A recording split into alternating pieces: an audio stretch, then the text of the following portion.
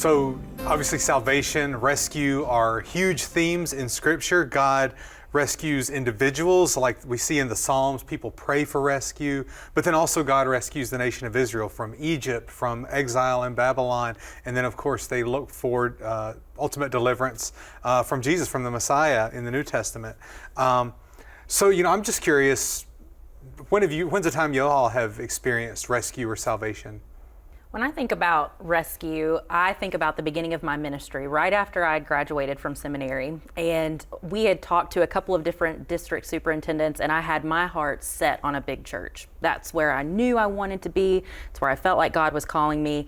And then I got the call that I was going to a district I'd never heard of and was going to be the pastor of a 2-point charge. And I was devastated. I just knew they had made the wrong call. And as time went on, and now looking back and seeing the ways that prevenient grace was poured upon me during that time, I realized that in the 2-point charge was exactly where I needed to be. These people have become like family over the past several years. So I like to think that God rescued me from myself and my ego during that time, definitely.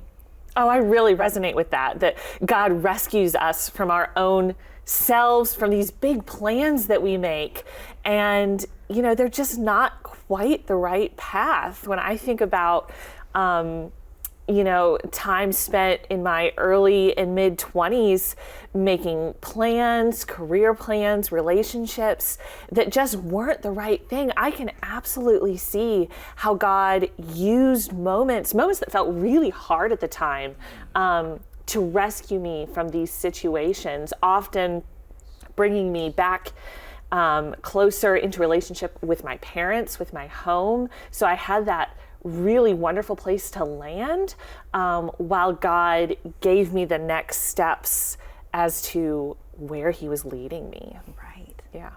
The experience I think about is something much more actual physical danger. Once I was I think I was 21 or 22. I was like working on a roof, and I very nearly fell off of it. And I don't think it would have been fatal or anything like that. But I was looking, where am I going to land that I can break my leg the least? And my uncle reached out and grabbed the back of my pants and pulled me back up and kept me from falling down. And I just, that's just the example that comes immediately to mind. But I remember that feeling of just helplessness. And then all of a sudden, something totally outside myself was responsible for keeping me from getting injured. And so just that feeling of helplessness is something that I think about when I think of salvation. This very real, very immediate thing for me. When I think about justice, I think about the idea of God's justice versus the judicial system we have in this country. Our judicial system, while it's supposed to be set up to be equitable, it's really not. We have a court system based on a bail money, fines and fees that punish those without financial means to pay. And so we have vulnerable populations that are not met with grace from a judicial system, unlike the idea of God's grace, God's justice, which includes mercy and compassion, as well as justice for those needing it. And I'm wondering, who comes to mind when we think of those who are vulnerable to our judicial system, and what can our churches do? What are we being called to do?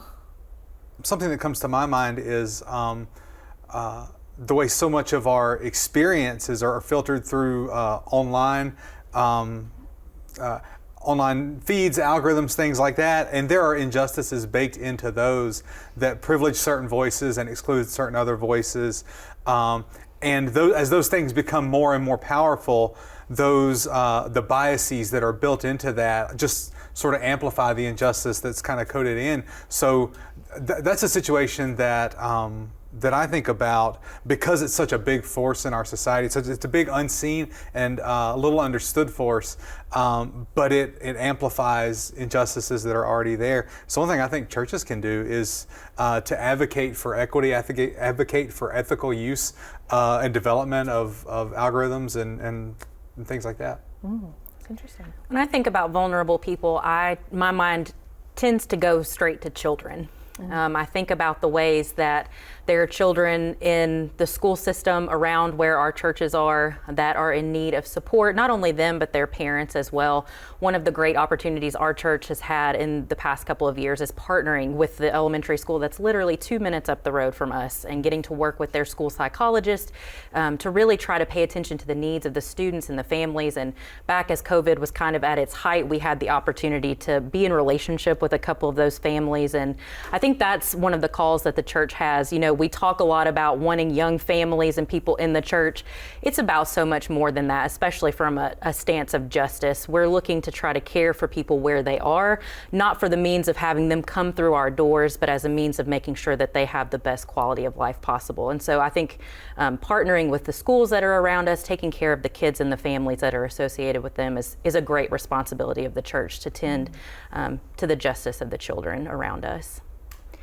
When I think about having faith conversations with people whose thought processes and beliefs about God are different from my own, I actually think about a time with my college roommate, Shauna, who is agnostic, having a conversation with her about her boyfriend at the time, whose family was very devout in the Christian church, went to church every Sunday, and she and I were having a conversation. She knew that I was getting ready to go into ministry, and she wanted to kind of hear my perspective about, well, what does it mean if I'm not sure what I believe about this? Does that mean that, you know, we shouldn't be together? Does this mean I need to go anyway?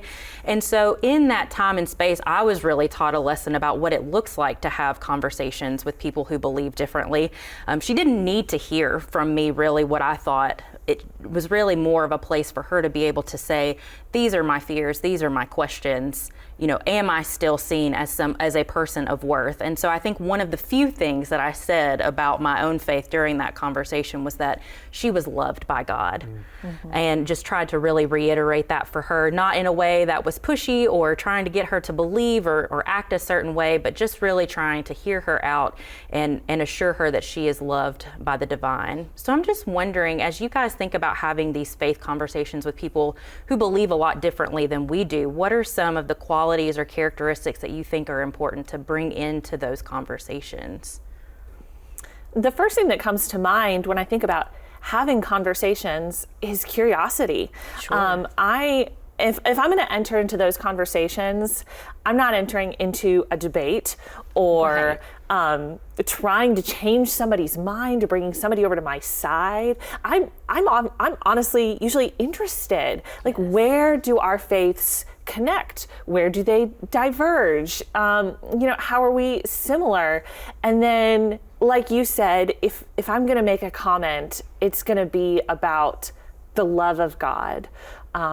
The activity of God in the world to bring about goodness.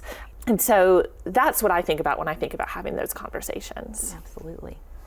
Yeah, I just kind of play off of that.